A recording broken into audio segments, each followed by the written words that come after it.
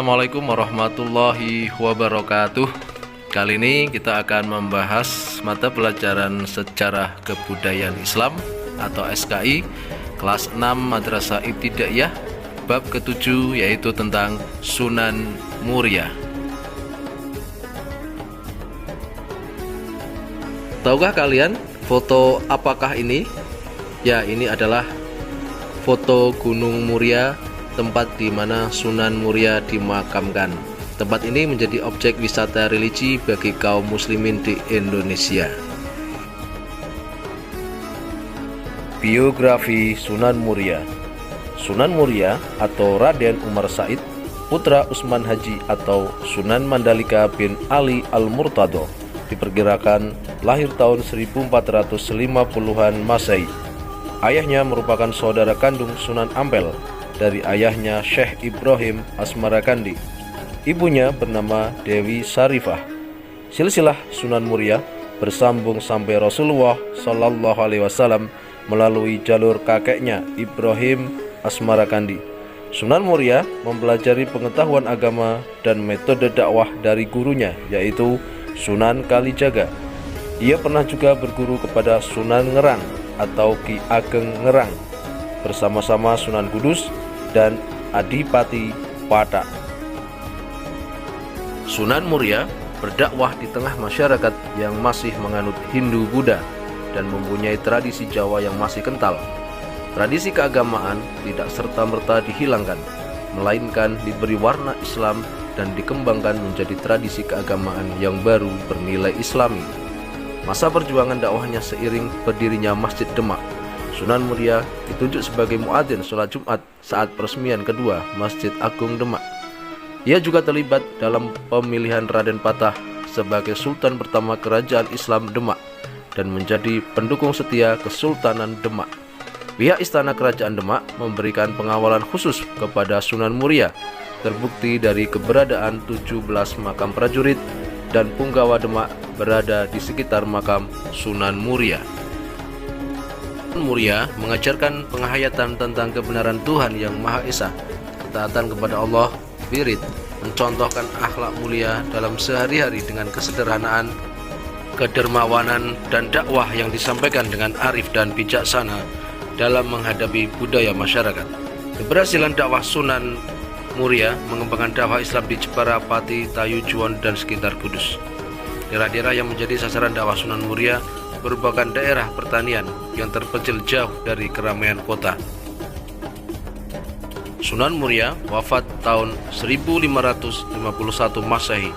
Makamnya terletak di lereng Gunung Muria, Desa Colo, Kecamatan Dawe, sekitar 18 km sebelah utara kota Kudus. Peran Sunan Muria dalam mengembangkan Islam di Indonesia. 1.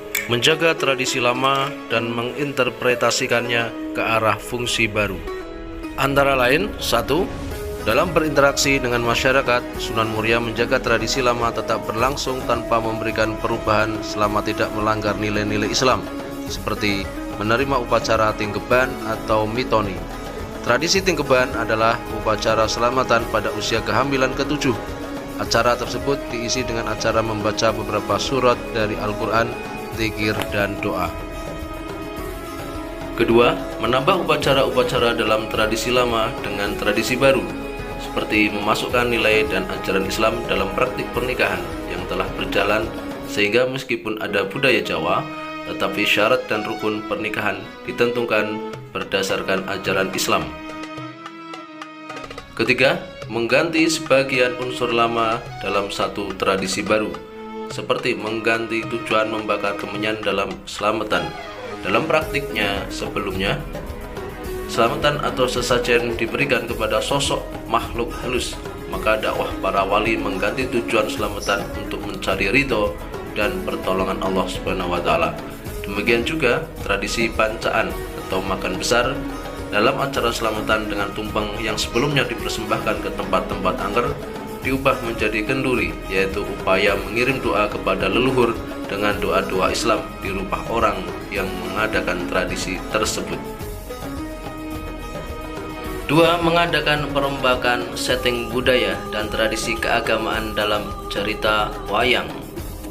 Sebagaimana pendekatan dakwah Wali Songo lainnya, Sunan Muria berdakwah melalui pendekatan seni dan budaya melalui pertunjukan wayang gubahan Sunan Kalijaga, menggubah isi cerita dan melakukan perombakan setting budaya dan tradisi keagamaan yang ada di masyarakat dan menanamkan pesan-pesan tauhid dan akhlak mulia dalam kehidupan sehari-hari, seperti pakem Ramayana yang sudah diislamkan. Dengan cepat masyarakat menganggap bahwa cerita Ramayana dan Mahabharata versi Wali Songo itulah yang benar. Begitu pula dalam cerita wayang tokoh Bima yang sebelumnya diberikan karakter kejam dan kasar, dikenal dengan nama Werkudara atau serigala. Saat bertemu Dewa Ruci, memperoleh pencerahan rohani, berubah menjadi orang baik dan jujur. Sikap positif dalam pribadi Sunan Muria antara lain: 1. Sederhana dan bersahaja. Sunan Muria memilih tinggal di pelosok, jauh dari perkotaan dan pusat kekuasaan. Ia bergaul dengan masyarakat pinggiran. Pilihan itu menunjukkan bahwa sosok Sunan Muria memiliki sifat yang sederhana dan bersahaja. 2. Moderat dan toleran. Dalam berdakwah, Sunan Muria mengikuti gaya Sunan Kalijaga, yaitu berdakwah dengan memasukkan ajaran agama lewat berbagai tradisi keagamaan. Misalnya tradisi kenduri, yaitu membaca zikir, tahlil, dan doa bagi orang muslim yang sudah meninggal di hari ketiga atau nelung dino, hari ke-40 atau matang puluh, hari ke-100 atau nyatus, sampai hari ke-1000 atau nyewu. Tidak diharamkannya.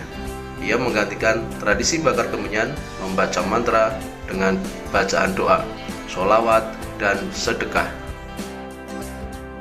Yang ketiga, dermawan.